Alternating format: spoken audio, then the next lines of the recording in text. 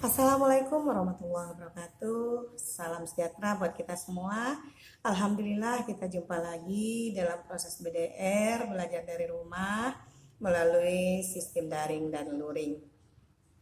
Baiklah anak-anak ibu semuanya, pagi ini kita melaksanakan pembelajaran. Sebelum kita melaksanakan pembelajaran, sebaiknya kita berdoa terlebih dahulu agar proses pembelajaran kita berjalan dengan lancar. Berdoa dimulai.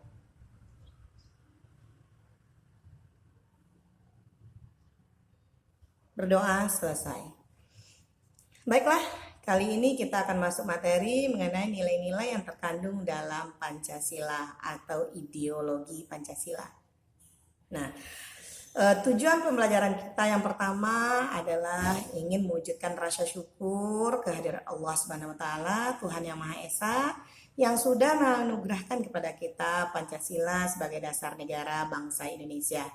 Dan yang kedua, tujuannya adalah dengan kita belajar mengenai nilai-nilai yang terkandung dalam Pancasila, kita bisa mempraktikkan dalam kehidupan sehari-hari kita, dalam kehidupan bermasyarakat, berbangsa, dan bernegara. Nah, kita masuk kepada materinya, nilai-nilai yang terkandung dalam Pancasila atau ideologi Pancasila, ideologi negara Indonesia. Kita tahu nilai berasal dari kata valere, tulisannya valer mungkin bacaannya ya.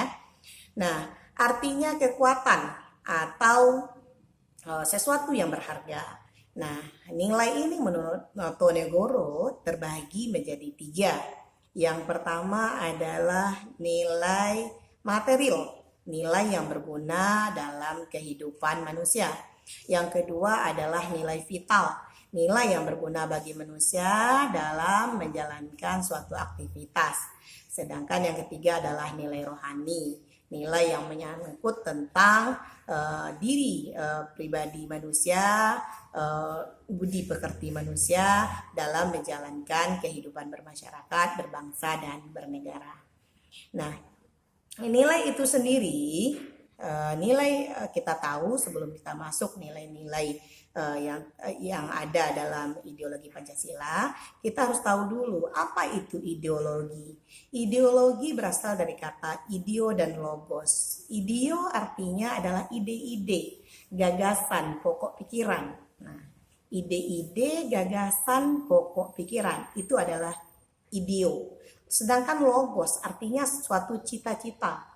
Nah, ideologi negara adalah ide-ide atau pokok pikiran, gagasan yang sudah diambil oleh para pahlawan kita dalam yang bertujuan ingin mencapai cita-cita sebuah negara atau bangsa Indonesia. Itu dikenal dengan istilah ideologi. Nah, menurut Horton yang menyatakan ideologi itu merupakan suatu sistem gagasan yang menyetujui seperangkat norma. Norma itu adalah kaidah-kaidah atau nilai-nilai yang ada di dalam masyarakat. Nah, di kelas 8 kalian sudah belajar mengenai norma-norma tentunya ya. Nah, sedangkan fungsi dari ideologi itu sendiri, yang pertama fungsinya adalah sebagai pedoman hidup.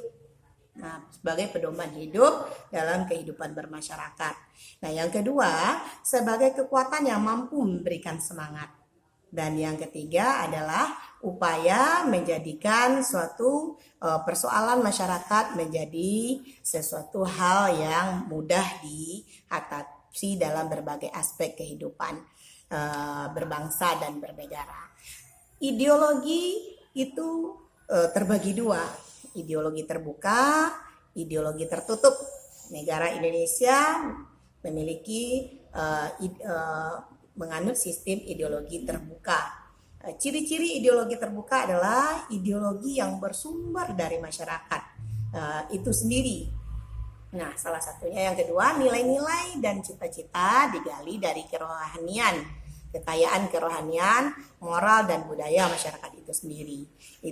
Dan hasil musyawarah dan konsensus berasal dari masyarakat itu sendiri. Berbeda dengan ideologi tertutup. Ideologi tertutup itu bersumber dari hanya beberapa golongan saja dan mengabaikan gagasan atau pokok pikiran, ide-ide dari masyarakatnya. Contoh ideologi tertutup ini adalah ideologi yang sistem konstitusionalnya berupa kerajaan. Nah, seperti Malaysia, kalau di negara Asia Tenggara yang menganut sistem kerajaan itu adalah Malaysia, Brunei Darussalam. Nah, jadi kita tahu bahwa perbedaan antara ideologi terbuka dan ideologi tertutup itu memiliki bahwa ide-ide atau gagasan mengambil sebuah tindakan untuk mencapai suatu cita-cita yang kalau ideologi terbuka bersumber dari masyarakatnya. Sedangkan ideologi tertutup bersumber dari satu golongan atau orang-orang tertentu yang mengambil sebuah keputusan menjadikan idenya sebagai landasan dasar cita-cita sebuah negaranya. Nah, itu adalah perbedaan antara ciri-ciri ideologi terbuka dan ideologi tertutup. Kedudukan Pancasila sebagai ideologi terbuka. Kedudukan Pancasila sebagai ideologi terbuka bersifat aktual, dinamis, dan antisipatif. Senantiasa mampu menyesuaikan dengan perkembangan zaman. Nah, dalam ideologi terbuka tadi ada mengandung 3 nilai.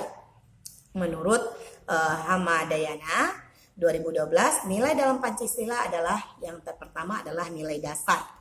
Kita tahu kalian sudah belajar di kelas 7, kelas 8, bahkan di SD dahulu sudah pernah belajar bahwa nilai dasar itu dalam Pancasila ada 5 sesuai dengan bunyi Pancasila. Yang pertama adalah nilai ketuhanan, yang kedua nilai kemanusiaan, yang ketiga nilai nasionalisme atau nilai persatuan, yang keempatnya adalah nilai musyawarah, dan yang kelimanya adalah nilai keadilan. Nah, itu dikenal dengan nilai dasar. Nilai dasar merupakan 5 azas pokok dasar negara yang terkandung dalam dasar negara. Nah, nilai-nilai dasar ini bersifat mutlak sebagai sesuatu yang benar dan tidak perlu dipertanyakan lagi. Nah, itu dikenal dengan istilah nilai dasar. Sedangkan nilai instrumen merupakan penjabaran lebih lanjut dari nilai dasar. Contoh, nilai ketuhanan. Nilai ketuhanan dalam Undang-Undang Pasal 29, setiap warga negara berhak untuk melaksanakan ibadahnya menurut keyakinannya masing-masing. Nah, itu adalah penjabaran dari nilai ketuhanan bahwa yang dikenal dengan nilai instrumen. Nah, nilai praksis, pengertian dari nilai praksis itu adalah penjabaran lebih lanjut dari nilai instrumental. Nilai instrumental kita tahu tadi adalah penjabaran lebih lanjut dari nilai dasar. Nilai dasarnya kita ambil sebagai contoh tadi adalah nilai ketuhanan. Bahwa nilai ketuhanan itu dilindungi oleh hukum dan undang-undang. Terdapat pada pasal 29 tadi. Nah, penjabaran lebih lanjut dari nilai instrumen ini, contoh nilai ketuhanan tadi, bahwa kita dalam melaksanakan ibadah sebagai pribadi kita bisa melaksanakan ibadah sesuai dengan ketentuan dan aturan agama dan keyakinan kita masing-masing. Contoh, bagi yang muslim melaksanakan sholat 5 kali sehari semalam, melaksanakan puasa di bulan Ramadan, tidak mengganggu teman yang sedang beribadah. Itu adalah salah satu bentuk perilaku melaksanakan nilai-nilai yang terkandung dalam Pancasila. Nah, adapun ideologi terbuka secara struktural, Pancasila memiliki beberapa dimensi. Yang pertama abilidad dimensi idealisme. Yang kedua adalah dimensi normatif. Yang ketiga adalah dimensi realita.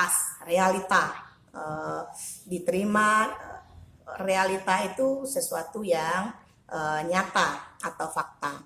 Dimensi idealisme adalah dimensi Pancasila yang bersifat sistematis, rasional. Rasional itu diterima oleh akal sehat ya, dan menyeluruh. Itu dikenal dengan istilah dimensi idealisme.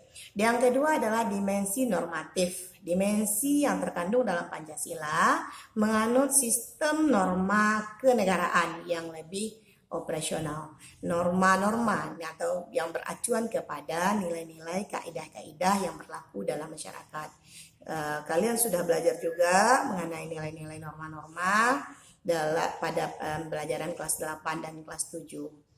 Nah, yang ketiga adalah dimensi realitas dalam Pancasila, maksudnya suatu ideologi yang mampu mencerminkan realita, kenyataan dalam hidup yang berkembang dalam masyarakat. Nah, itulah ideologi Pancasila materi kita kali ini, dan Ibu berharap dari pembelajaran video yang Ibu berikan kalian mampu mengambil suatu kesimpulan. Ibu akhiri dengan membacakan hamdalah. Assalamualaikum warahmatullahi wabarakatuh. Jangan lupa subscribe. Terima kasih.